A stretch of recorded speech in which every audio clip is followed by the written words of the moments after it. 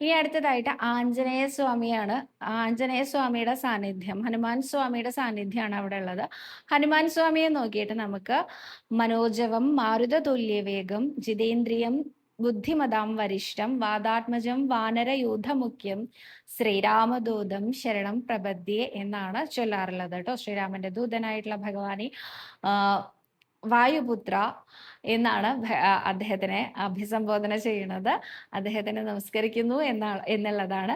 ഇത് മാത്രമല്ല കേട്ടോ, ശ്രീരാമസ്തുതിയും സീതാസ്തുതിയും ഒക്കെ അവിടെ നിന്ന് ചൊല്ലാം. അദ്ദേഹത്തിന് ഏറ്റവും സന്തോഷമാവുക രാമനാമങ്ങൾ കേൾക്കുമ്പോഴാണ് എന്ന് കേട്ടിട്ടുണ്ട്.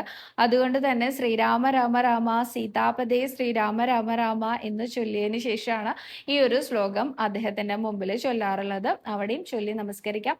നമസ്കരിക്കുക എന്ന് ഞാൻ പറയുന്നത് നമിക്കാം എന്ന് തന്നെയാണ് കേട്ടോ, അല്ലാണ്ട് നമസ്കരിക്കാൻ അവിടെ സ്ഥലം ഉണ്ടാവില്ല.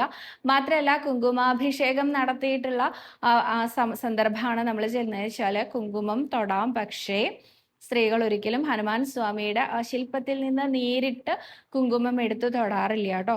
താഴെ ഒരു ട്രേ ഉണ്ട്, ആ ട്രേയിൽ നിന്നാണ് കുങ്കുമം എടുത്തിട്ട് സ്വയം തൊടാറുള്ളത് കേട്ടോ.